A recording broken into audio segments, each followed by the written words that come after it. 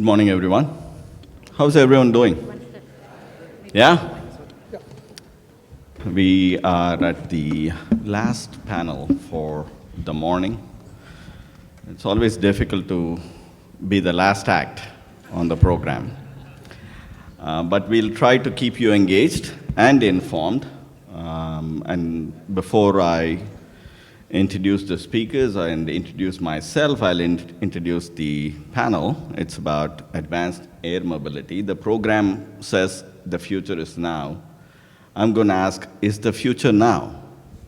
That's what our panelists are going to talk about. My name is P.S. Sriraj. I serve as the director of the Urban Transportation Center at the University of Illinois, Chicago, not Urbana.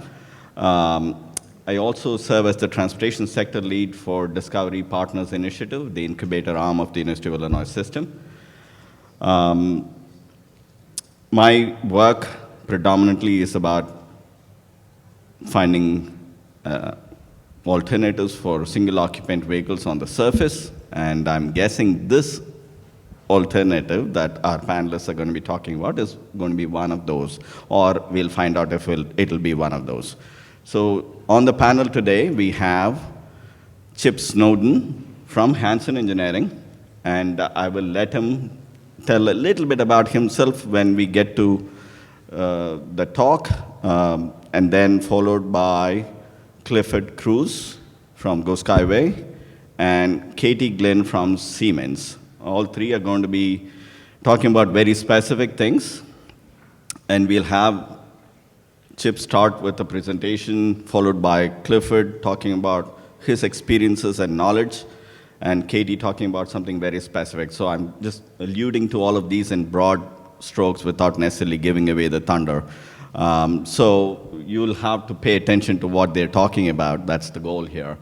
And we want to do this in an efficient manner, leave about 5 to 10 minutes for questions at the end and discussion. So we'll see how this goes.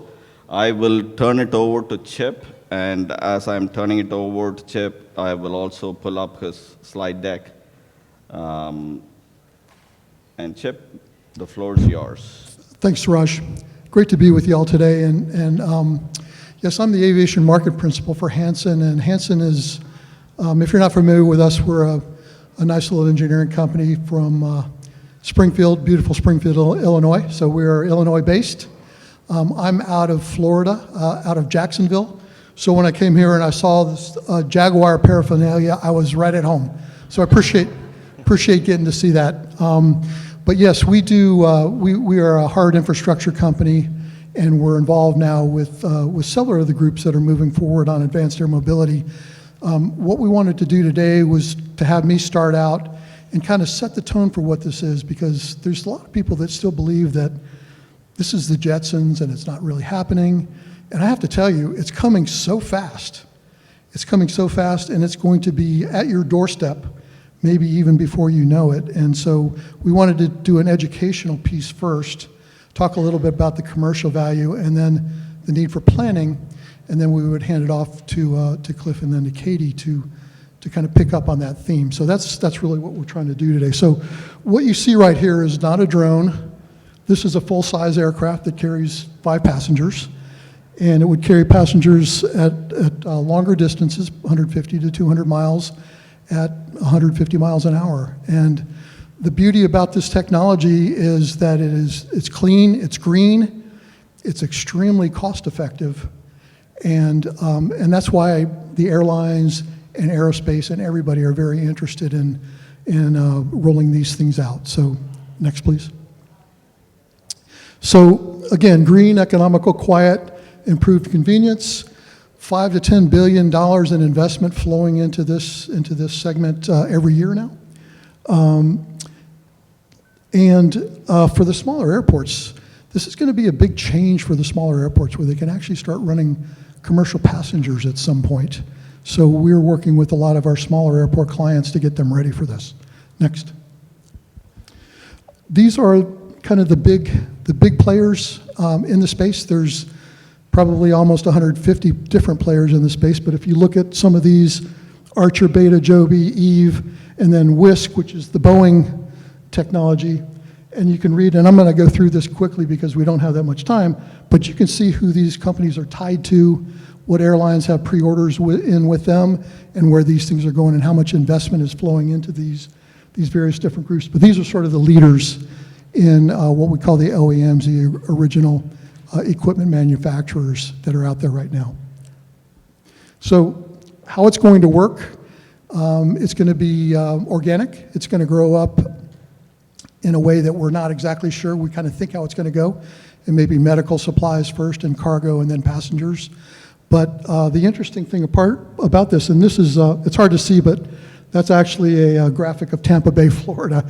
You can't see that, but the way that this is going to work when it gets a little bit more toward maturity is direct airport to airport, city center to city center to airport, commercial center to almost any place you want to go.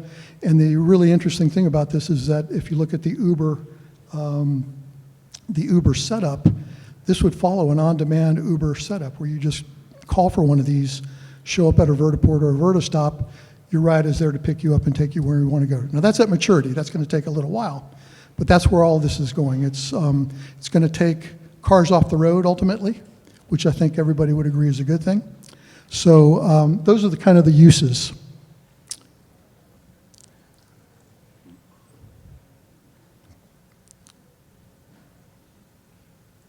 So the commercial aspect of this. Today, if you wanted to drive from downtown Manhattan to JFK, it would take you about 45 minutes and cost you about $60. If you wanted to take a helicopter out of the Wall Street heliport, it would cost you about $250 and take you 15 minutes to get to JFK. What this technology is going to do is going to take that same trip, and in 15 minutes, you'll be paying about $60, which is about the same as you would be paying for Uber Premium today.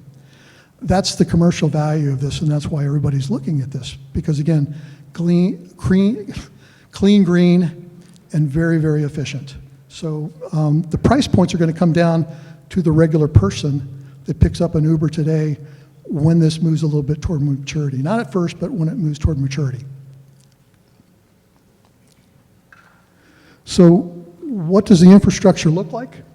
There's vertistops, which would be on the far right, which is be just a small little landing area where they could drop off and pick up. A vertiport, which may be on top of a building, maybe on top of a parking garage, maybe in an open area in an urban setting. And then a vertihub, where you may have 2 or 3 or 4 FADOs, where they would come in and land, and it would park overnight, and it could be anything in between. What we're trying to tell our clients right now is get ready for whatever it is. Do your planning now, get ready for whatever it is. There's local planning, there's FAA planning, there's regulatory issues, there's electrification issues. Get ready now because this is really coming. Next. So this would be sort of a build out of a very nice vertiport. So you've got a passenger terminal, you've got a drop off and pick up landside, you've got an interterminal area where the people are waiting to get on their aircraft, you've got charging stations for these eVTOLs, and then a taxi out and takeoff from the circular locations, which we call FADOs. That's where this is going. So anyway, I think that covers my slides, Suraj, is that right? Okay, so the next one is electrification. I want to leave this off to both Cliff and Katie. Electrification is the big thing right now, along with physical infrastructure, brick and mortar. The electrification piece is something that we're going to have to really address with airports. We talked to our airports. Orlando International, for instance, just found out from Hertz. And Orlando is the biggest, most significant rent-a-car location in the world as far as airports go. Hertz just told them that they're buying 100,000 EVs. Now, if you take Hertz and Avis and Enterprise and all the rest, all buying 100,000 EVs, and Orlando just finished, a multi-billion-dollar program, they don't have the electrical infrastructure to keep up with just that. Now, talk about new electronic aircraft. Talk about ground vehicles that are electronic and talk about private vehicles that are electronic. And we're not anywhere close right now to being ready and planned up from an infrastructure standpoint to get this done from an electrification standpoint. So these are the things that we're struggling with, we're helping our clients with, and we want to get that out to you all so that you know, because you guys are deeply involved in the process, decision makers, and you know how the inner workings of this go. But I'll leave you with this. The early adapters of this technology are going to be the winners. So the ones that get out there, get their electrification plan done, get their site plan done, and are ready for this, are going to get all the really interesting economic development float that comes with this. The jobs, the maintenance, the services and supplies. Those that are late adapters are going to be tagged on at the end. So we're trying to get everybody to an understanding of get your planning out there, get your policy set up, get ready for this, and try to be an early adopter. Try to be an early adopter, because everything that you all want, that I know that GSU wants, which is jobs and economic development, are going to come with the early adopters. So, and it's coming. The one thing that I want to say is the FAA has said that the first type certification in the US will be in 2024. And once the OEM gets their type certification, then they go into full production. So 25, expect that in 25 you're going to start seeing these flying in the air around here to some extent. And if we have landing areas and we have things set up for them, it'll be more. So our point is 24, 25, and then after that it's going to go on to full maturity in 2035. So I'll leave you with that. Thanks. Perfect. Thank you, Chip. And in the interest of time, we're going to go to the other panelists to give their opening remarks and then come back for a discussion. So Clifford, I know you have been very interested in talking about the planning and the feasibility of this technology. So if you can offer up your comments on those and any other topics that you may want to cover. Yeah. Sure, thank you. My name's Clifford. I'm the CEO and founder of Skyway. Skyway is a air traffic control or air traffic management company. You're probably wondering, well, why would that be a company that does that, since the federal government manages the airspace? But this endeavor and this technology is all automated. And so a lot of the new pieces to the puzzle that require these aircraft to land, communicate, navigate the air, requires a whole new system. So for the first time, the federal government is now partnering with companies, opening up the airspace, low altitude for automated air traffic control companies, and privatization of that space.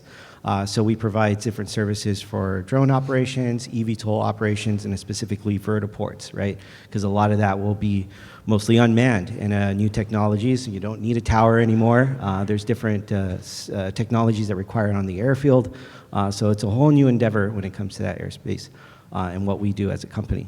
But to go off on what was just said, the industry is moving at a really quick pace. As much as we hear in the news or read in articles, these aircraft are being manufactured. They are being purchased by large airlines. And just like any new industry, that investment dollars will be allocated to the first movers, right? And as at this moment, the airlines are still looking at where they want to put those chips and place those bets. And so the first innovated cities to really grapple this and take it head on, invest and move it forward, they will be the first movers of this industry and benefit from all the fruit of it. So yeah, with that also is the carbon footprint too as well, and a lot of that infrastructure capital from the federal side, and so there's a lot of benefits in going into that ecosystem as well. So definitely exciting times. Very good. Katie, that sets it up for you. It does. Thank you so very much. I'm Katie Glynn. I'm with Siemens Smart Infrastructure. You may know Siemens. We started as a startup in Germany 175 years ago, and we are an electrification company. I will tell you, just to add to the viability of the future of advanced air mobility, we've been involved with eVTOL manufacturers for several years with our digital twin modeling of the electrification of the aircraft themselves. And we're also heavily involved in supporting vertiport developers and the OEMs to figure out what exactly do we need to be able to charge not only ground vehicles, but electric air vehicles as well. And one last little note of encouragement. I am so happy you're sitting in this room today. I've been going back and forth between Miami and Los Angeles for the last 2 years, attending advanced air mobility events, and I'm sick and tired of it all going to the south. I'm like, we got to bring it home. We got to bring it to Chicago, and that's what we're going to do. So glad you're here. Really glad you're here. And please note, if you haven't seen Governor Pritzker's amazing YouTube video on his support of advanced air mobility, please watch it. Please know we've got great support from the governor's office as well. So, okay, I'm too energized to sit down. I got to walk. All right, so here we go. One thing, no matter if we're charging ground vehicles, buses, cars, fleets, no matter what it is, one of the biggest things that we all need to think about right now is where is that electricity coming from? And how do I know for sure that the electricity that's going to be required for whatever vehicle I need to move will be available and ready for me? So this slide I share literally all over the country with airports, with manufacturers, and it's the one that kind of hits home because if you look here in the middle, this is the Transamerica building in San Francisco. To operate that high rise, it's about 2 megawatts of power. And as you start to look at the slide from your left to the right, if we have 100 EVs, 100 cars that we want to charge, that's going to be 700 kilowatts. Not a big deal. Probably you can find that locally where you are. Might be a little bit of a challenge, but you'll get there. Now we're going to add 100 medium-duty trucks, and you've jumped up almost to the point of the power needed for the Transamerica building. That's not something we can just snap our fingers and have access to. Now move to 100 electric school buses, and you've doubled the amount of the Transamerica building. How about 100 transit buses? You're almost quadrupled the amount of the Transamerica building. So you have to start looking at these in amounts of scale to say, this is great, we want to electrify transportation, but we need to start now thinking about how do we get this electricity available. It's obviously complex. Over here, I was down in Miami having a great conversation with them. Over here, you'd see an electric cruise ship, electric planes. I mean, this is going to be over even farther to the right as far as energy needs go. So we can move to the next slide. Talking about specifically advanced air mobility, if you want to look about energy needs, Chip mentioned earlier, Vertistop, Vertiports, Vertihubs. There is a Verta stop in Schaumburg. I flew there on one of the AAM trial tests. It wasn't a helicopter, but they were testing the whole theory. That's a Verta stop. There is no building there. It's just a piece of land in the middle of a corporate complex where helicopters can land. But even there, you're probably going to need some charging capability to be able to charge the aircraft. So you can just see how things grow. You can also see what's really cool about what's happening is the technology that we have available to support all this. You have on-site solar generation, you have battery storage, microgrid controllers. Now you're starting to see some really great technology to enable this new capacity. I wanted to thank Dr. Green. I don't know if she's here still or not, but she said, we're talking about new capacities for transportation. And we had a chat earlier and said, well, what about this capacity of the air? Is that something that we're going to start seeing as a new capacity for transportation, whether it's cargo or people? And that's what we're talking about today, is really taking advantage of capacities. Okay, we can go to the next slide real quickly. So another question I like to ask my customers, mostly airports, some FBOs, if you get a call from United saying, I want to land my eVTOL, how long is it going to take you to be ready to charge? Is it 6 days or 6 weeks or 6 months or 6 years? And everybody that wants to take advantage of this transportation market needs to think about, what do we really need to be ready? This is a typical kind of a simplistic idea of what a microgrid is, and you're seeing them all over the country. Even here in Chicago, Siemens had the privilege of partnering with ComEd to build a microgrid in Bronzeville, one of the most innovative microgrids in the country, by the way. So you're seeing more of these microgrids, and what that is basically, it's on-site energy, such as a solar array, with some storage, some switchgear, your microgrid controller, which is your brain, the charger, obviously the vehicle. So whether this is a bus, a truck, a plane, this type of system is what you're going to start to see happening because it's giving you control of the power, it's giving you reliability, it's giving you resilience.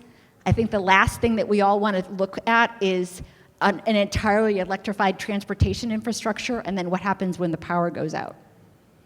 What's our backup plan? What's our resiliency plan? That's an important thing for us to think about as well. And I don't know if I have another slide or if that's it. I think that's it. Yep, that's it. So just aligning with all these gentlemen, we're excited about electrification, clearly. We've got so much energy around it in this room, and it's great. We need to start thinking about our grid and how to establish it, how to make it solid, and how to make it available for all the exciting things that we would like to do. And that's it. Thank you so much. Fantastic. Thank you to all three of our panelists, and I'm going to take a couple minutes to start the first volley of questions, and I'm sure all of you are eager to add to those questions and get a discussion going. I'm a civil engineer, trained as a civil engineer, and we live by the axiom when you're looking at alternatives, the first alternative is to do nothing. So the question for the panel is, what will happen if we do nothing as it pertains to air mobility? Just sit tight, let the forces of nature take over and just go the way they will blow the winds. I'll try. It'll fall apart. I mean, it'll fall apart. These OEMs are spending millions and millions of dollars at developing these aircraft. They have to have a return on those aircraft. There has to be a commercial value here. So if we do nothing and we don't have vertistops and vertiports set up that make the commercial, that actually bring revenue in and make the commercial value add, the whole thing falls apart. And I think that the do nothing is just not even close to being acceptable. Yeah, for me, it's, I had a really great experience using Blade. If you've ever gone to New York, I would highly recommend doing it. And the health side of being at your meeting early, not being droggy for 2 hours in a car, there's a lot of benefits to that. And so if you do nothing, in another county or another city or another state has that ability, a lot of the incentives for corporate offices will go that way, right? They won't want their employees sitting in hours of traffic and with the plan of just adding one more extra lane to the highway in the city's plan.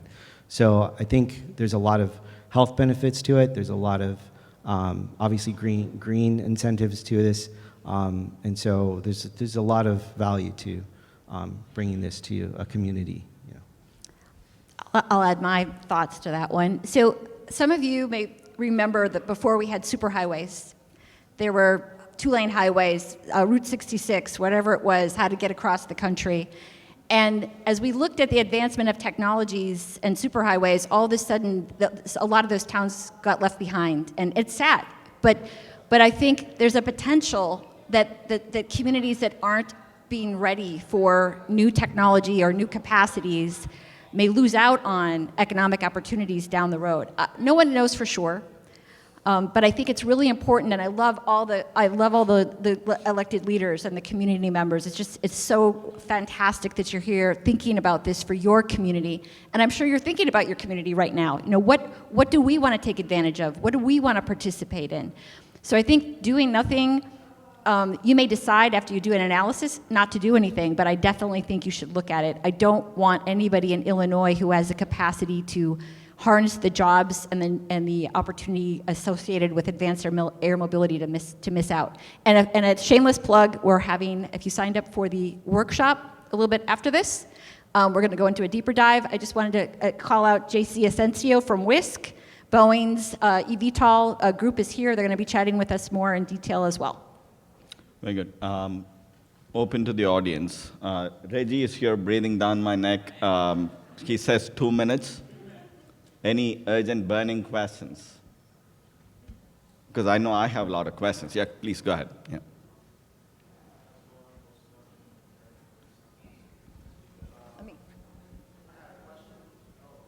me get it for you. So I've heard of like the personal aircraft vehicles that are being manufactured, or the prototypes that have been manufactured from like leading brand companies. I wanted to know, when exactly would those be expected to roll out? Of course, after commercial. But when would those possibly be available? I can answer that one. So there's a few startups that are really cool. One of them is called, I believe, Droni out of San Diego, and they're building an equivalent of a personal vehicle that you could fly. It's a two-seater. Their idea is you can go to the mall, a shopping center, wherever you want to go. There are startups that are starting that, but what we're going to see first, though, is the commercial side take off, right? Because that's where most of the money is, and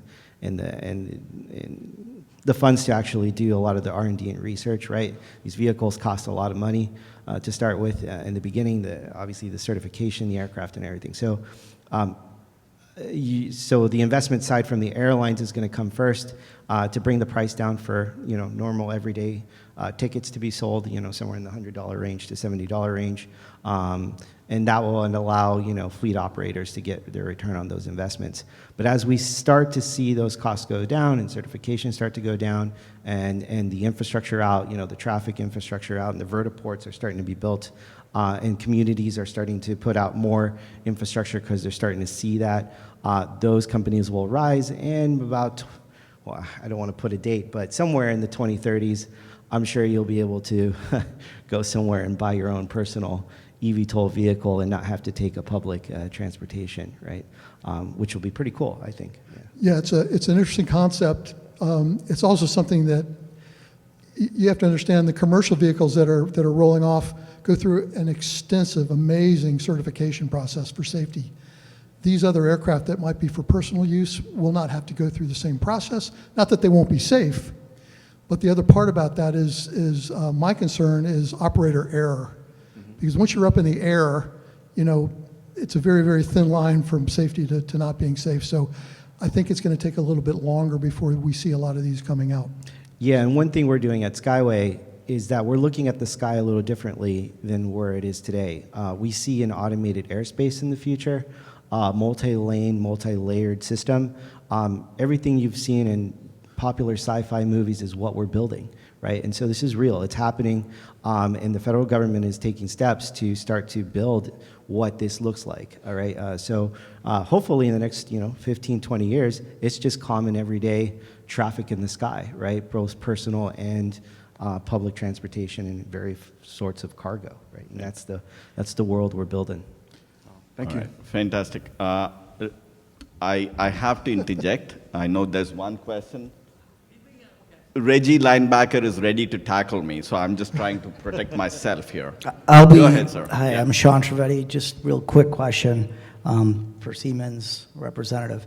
You guys built this microgrid here in Chicago, right? You said that in partnership with ComEd. So with the demand of all this electrification, just the amount of power that's necessary, the power providers are already planning all of this, right? And they're working with a lot of different entities to deliver that. Well, first question is, that's going to put a strain on the grid. We already have very big grid problems in California. There's outages all the time. Texas, places that have large airports. I mean, just in general, you hear about that. So how are we going to scale that problem first before we start, jumping on the mountain, not understanding how to get down? Excellent question. I'll go fast, I promise. Yeah, 30 seconds. Okay, so great question. It's an ecosystem question, isn't it? Because we're all saying we want to move towards electrification. That from my experience is that utilities are very interested in selling more electricity. Funny how that works. Mm-hmm. They're interested. They're going after it. They want it.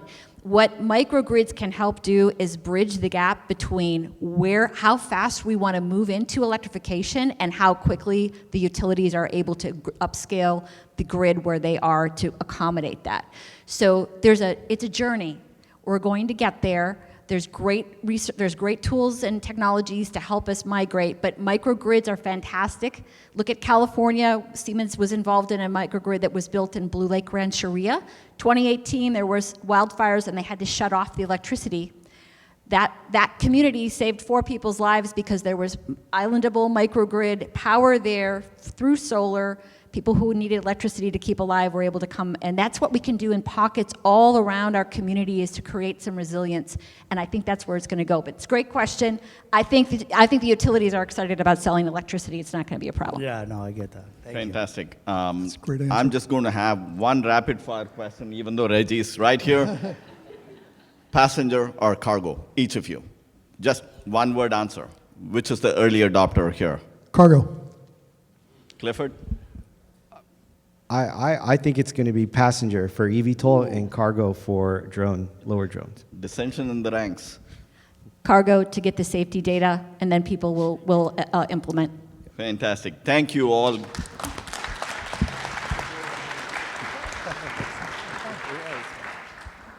So great, and I get to wrap up. Thank you so much for coming to this, and I think one of the takeaways from this conference or the discussion is the breadth of the ideas of the electric vehicle supply chain. This is a big industry. This electrification of everything is happening rapidly. I think what we're finding is that the federal government, the state of Illinois, and our local region is getting behind really trying to make this happen here. There's a big opportunity for us at Governor State University and working with other universities through the Illinois Innovation Network. So we're here to stay, and we're going to keep working. So I'd like to ask you to maybe hang out for a few minutes. That'd be great. There's 2 other events at 12 o'clock. If you're wanting to go into a deep dive on advanced aerial mobility, we're going to have another more in-depth conversation here. So this at 12 o'clock, come back or hang out. Siemens was able to buy Beggar's Pizza. Maybe Napoleon Harris will be able to come and say hi to us, who, as we know, owns Beggar's Pizza.